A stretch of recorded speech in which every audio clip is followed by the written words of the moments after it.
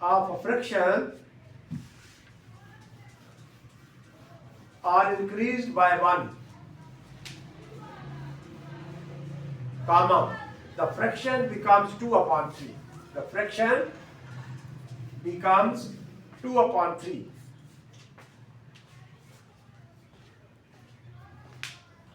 And if the numerator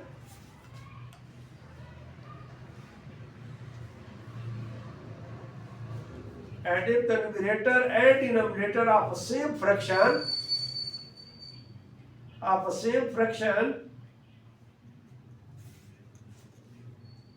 are decreased by 2,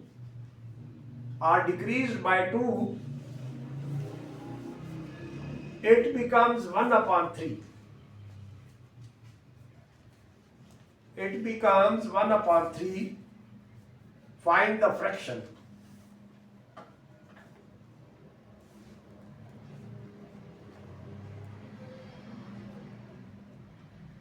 अब क्या करेंगे, ना हमें मालूम है कि न्यूमरेटर क्या है और डिनोमिनेटर्स क्या है, तो अब हम इसी तरह सपोज करेंगे, क्योंकि हमारे पास दो वैल्यूज लेंगे, एक्स वाई ले ले, ए बी ले ले, सी डी ले ले, कोई भी आप वैल्यूज अल्फाबेटिकली आप ले सकते हैं, एल एम ले ले, कोई भी वैल्यू आप दो ले सकते हैं कि एक को आप न्यूमरेटर कंसीडर करेंगे और एक को डिनोमिनेटर कंसीडर करेंगे. Let numerator, first condition, let is equal to x and denominator is equal to y. Numerator is equal to x and denominator is equal to y. So अब according to the given condition, जो first थी हमारे पास क्या था कि कितने से increase हुआ है, 1 से इंक्रीज हुआ, और इंक्रीज बाय 1. अगर 1 से इंक्रीज हुई है तो क्या आ जाएगा, x plus 1 upon y plus 1, क्योंकि फ्रैक्शन इन दोनों की क्या बनती थी, x अपॉन y, क्योंकि दोनों की फ्रैक्शन न्यूमरेटर आपका x है और डिनोमिनेटर आपका y है, तो क्या बन जाएगा, इज इक्वल टू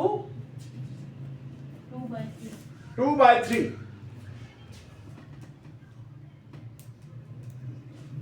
अब आप देखिए दूसरी इक्वेशन में क्या था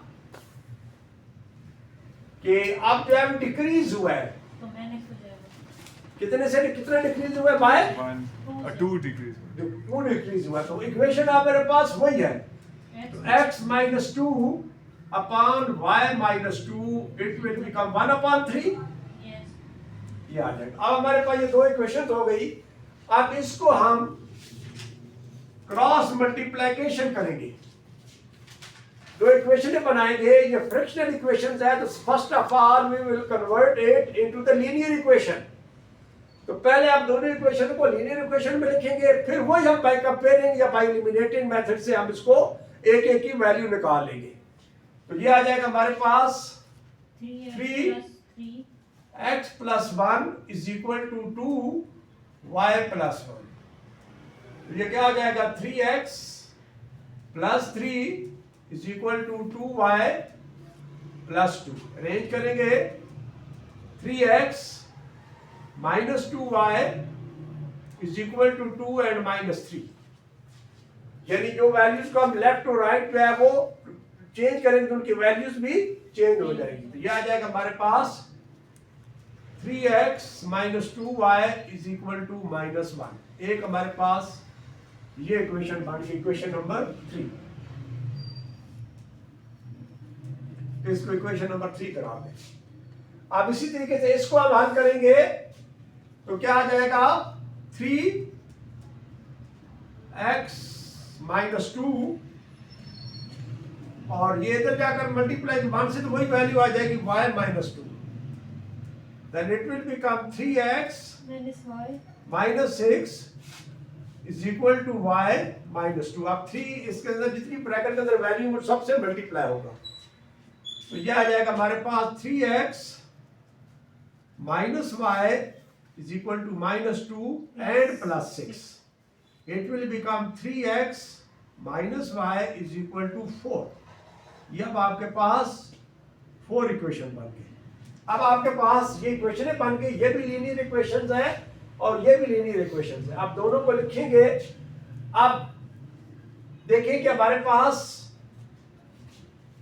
आप लिखेंगे by subtracting equation number 4 from equation number 3 या equation number 3 by equation number 4। ये लिखकर तो क्या आ जाएगा हमारे पास 3x minus 2y is equal to -1 और दूसरी इक्वेशन हमारे पास 3x minus y is equal to 4।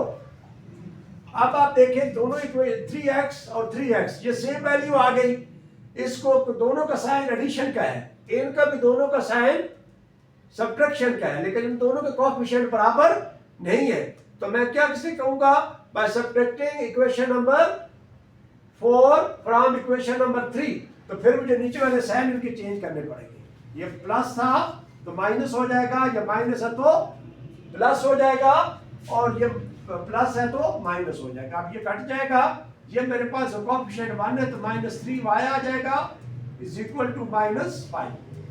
ये कैसे -3 आएगा? ये y नहीं आएगा सिर्फ? इसका का सॉरी एक्सीलेंट, एक प्लस और एक माइनस है। गुड बेटा। अब ये है कि इस वजह से इसका आ जाएगा माइनस वाई। अब माइनस माइनस से काट जाएगा तो y is equal to 5। y की वैल्यू 5 आ गई। अब मैं इन दोनों इक्वेशन में से किसी एक इक्वेशन में सब्स्टिट्यूट करके पुट करके तो मैं y की x की वैल्यू भी निकाल सकता हूं। तो अब क्या आ जाएगा, इसी में आप पुट कर दे इक्वेशन नंबर 3 के अंदर, तो आ जाएगा 3x minus 2y, तो y की जगह पे 5 इज इक्वल टू -1। तो अब आ जाएगा हमारे पास 3x -10 इज इक्वल टू -1। अब उधर चला जाएगा तो 3x is equal to -1 plus 10, तो 3x is equal to 9, then x is equal to 9/3। तो क्या आ जाएगा x इज इक्वल टू 3। अब आपकी फ्रैक्शन क्या थी, यही वैल्यू इसी इक्वेशन में जो हमने सपोज किया था, जब पुट करेंगे तो आपकी फ्रैक्शन आ जाएगी। तो फ्रैक्शन आ जाएगी आपके पास x की वैल्यू 3 है और y की वैल्यू 5 है, तो 3/5 y आपकी फ्रैक्शन। Any question? समझ आ गई?